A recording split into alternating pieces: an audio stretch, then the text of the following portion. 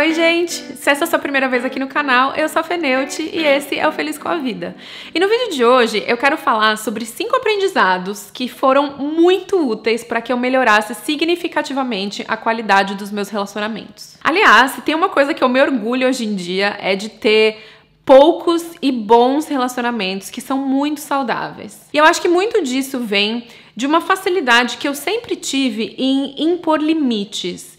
Mas é claro que essa minha concepção de limites, ela foi mudando ao longo do tempo. Então, 10, 20 anos atrás, o que eu enxergava como limite é muito diferente do que eu enxergo hoje em dia. Então, é óbvio que eu já investi muito tempo em relacionamentos errados, que eu me enganei com pessoas que eu achei que fosse, tipo, a melhor amiga da vida. E aí, depois de 15 anos de amizade, eu percebi que não era. Mas vai, quem nunca passou por isso? Mas a boa notícia é que uma dose de autoconhecimento e alguns anos aqui extras nas costas ajudam muito a gente a melhorar a qualidade dos nossos relacionamentos. Então, o primeiro aprendizado é que qualquer pessoa que faça com que você se sinta insegura, inadequada ou até um pouco apreensiva quando você quer compartilhar uma notícia boa, essa pessoa não deveria ser próxima de você. E aí, eu quero desconstruir um pouco o conceito de pessoa próxima. São pessoas que você quer ter por perto de você, que torcem, que vibram, que te permitem ser quem você é, sem te julgar, sem te cobrar, que são leais e que te deixam à vontade para ser autêntico. Qualquer pessoa que não te faça se sentir assim, não deveria ser considerada próxima, mas eu acho que um erro muito comum que a gente comete é ligar proximidade a laços de sangue e de família. E, gente, eu sei que parece um pouco frio, mas não é porque a gente nasceu numa família ou porque a gente tem um certo grau de parentesco com alguém que essa pessoa naturalmente vai ser próxima ou que ela deveria ser próxima. Eu acho que quanto mais cedo a gente entende isso e consegue fazer essa separação, melhor vai acabar sendo o nosso relacionamento com essas pessoas. E aí, para ilustrar isso, eu vou contar uma coisa super pessoal da minha vida, mas eu acho que vai ilustrar muito bem o que eu tô falando pra vocês. O meu pai foi criado num ambiente machista, o que fez com que ele tivesse umas ideias meio machistas também. E ele também tinha uma personalidade bem controladora. E aí, com o tempo, eu fui percebendo que ele não ficava muito animado quando eu vinha pra casa compartilhando algum tipo de conquista, ou que eu tinha sido promovida, ou que eu tinha ganhado algum prêmio no trabalho. Com o tempo, eu fui percebendo que cada vez que eu me sobressaía de alguma forma, principalmente profissionalmente, isso fazia com que o meu pai se sentisse ameaçado. E isso não quer dizer que ele não me amava, mas o meu sucesso profissional era um gatilho que despertava nele alguma emoção de que ele não era mais o homem mais importante da minha vida ou que ele não poderia mais me controlar. Só que chegou um determinado momento que eu fiquei cansada de toda vez que eu ia contar uma coisa legal que tinha acontecido comigo, eu ficar com aquela sensação de que eu tinha acabado de receber um balde de água fria. Até que eu entendi que isso não tinha nada a ver comigo.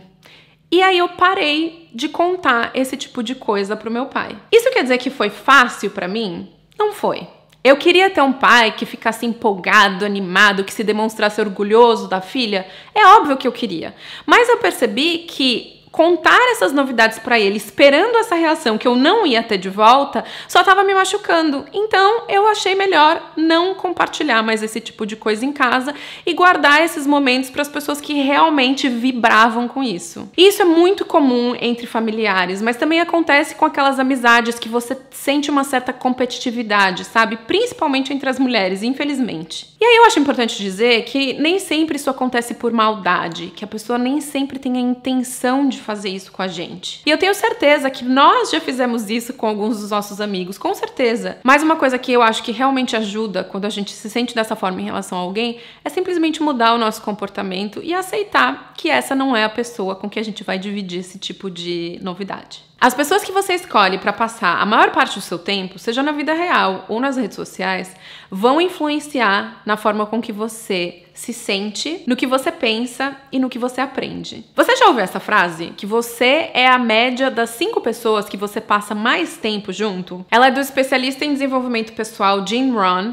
e eu concordo super com essa frase. Além disso, é cientificamente comprovado que emoções são contagiosas. E aí, não precisa nem ser muito cientista para ver que isso é verdade. Pensa em quando você tá na frente de alguém e essa pessoa boceja e você imediatamente fica com vontade de bocejar.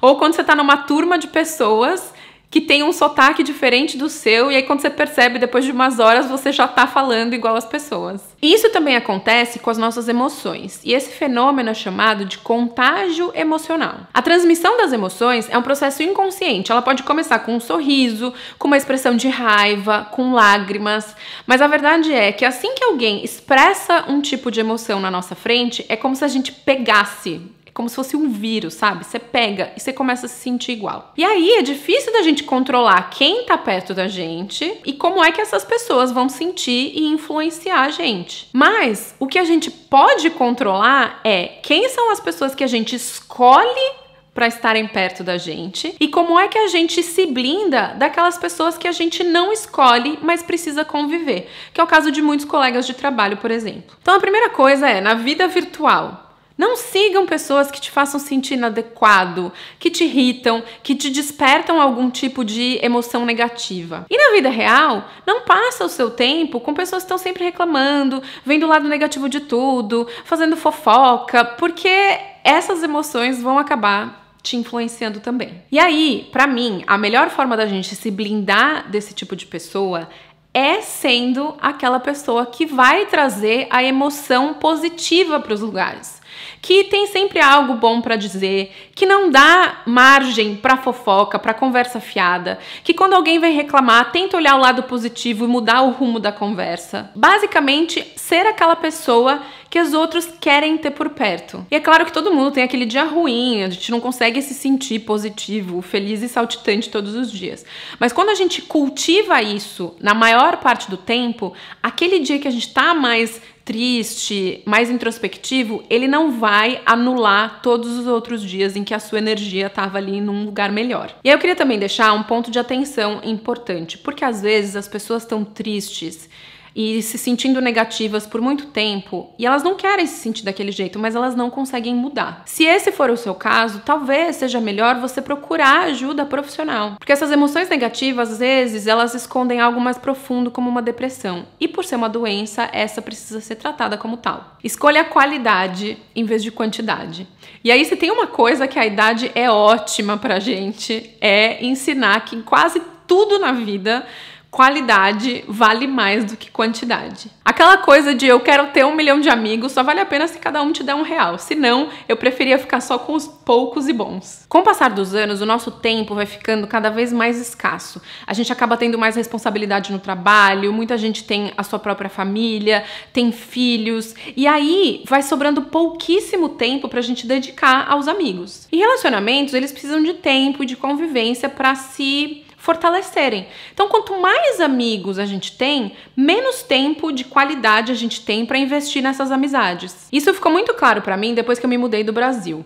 Eu tinha e ainda tenho muitos amigos, mas eu tive que começar a categorizar esses amigos, porque toda vez que eu ia para São Paulo, eu tinha pouco tempo, eu queria ver todo mundo e a minha vida virava uma loucura. Então, tinha dias que eu marcava assim 2 happy hours no mesmo dia para conseguir ver todo mundo, e eu sempre ficava frustrada porque a sensação que eu tinha era que eu não tinha conseguido dar atenção pra ninguém, eu não tinha conseguido passar o tempo que eu gostaria com as pessoas e era melhor que eu tivesse visto menos gente com mais qualidade. Hoje, depois de 7 anos, eu aprendi que é impossível que eu consiga ver todo mundo toda vez que eu volto pro Brasil.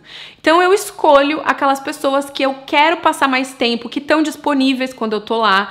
E aí eu fico mais perto, eu passo mais tempo e isso é muito mais recompensador. Então eu acabo espaçando um pouco mais, mas quando eu vejo essas pessoas, eu realmente aproveito esse momento. Aprenda com os erros dos seus relacionamentos passados. A única vantagem dos relacionamentos que não deram certo na nossa vida é o que eles podem nos ensinar para os próximos. Mas infelizmente, nem sempre a gente para avaliar de verdade quais foram os motivos que fizeram com que aquele relacionamento não desse certo. Quais foram os nossos erros? O que a gente pode fazer de diferente para que eles não se repitam no futuro? E aí, quando a gente não faz isso, o que acontece é a gente leva esses mesmos padrões para os nossos próximos relacionamentos. E aí, sabe aquele tipo de pessoa que só atrai o mesmo tipo de amiga competitiva e aí fala, eu não sei o que acontece, todas as minhas amigas são assim, querem ficar competindo comigo. Ou aquele cara que tá sempre reclamando que todas as namoradas dele são muito ciumentas e que ele não sabe lidar? Pois é, o meu marido tem uma frase que eu acho maravilhosa que fala o seguinte: